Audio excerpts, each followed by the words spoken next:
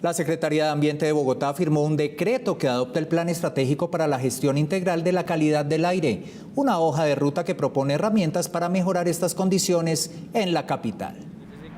El decreto firmado por la alcaldesa busca reglamentar la prevención de la contaminación atmosférica y la protección de la calidad del aire en Bogotá.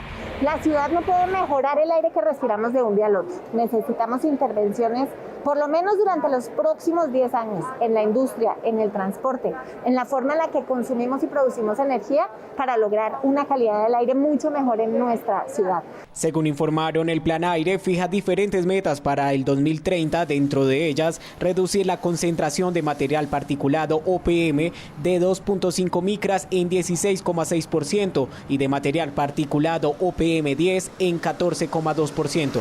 De igual forma, busca medidas colectivas y la participación de diferentes actores de la sociedad para dar soluciones. Nos pone un camino que le asigna responsabilidades a la industria, al transporte, a los ciudadanos y a las entidades públicas para que todos tomemos medidas específicas que nos permitan respirar mejor. El plan tiene 6 objetivos para su cumplimiento. Algunos de ellos son conocer mejor el problema, fortalecer el control de las fuentes contaminantes, gestionar el riesgo por contaminación, entre otros, además de promover el cumplimiento de los objetivos de desarrollo sostenible, el relacionamiento con el cambio climático y el crecimiento verde.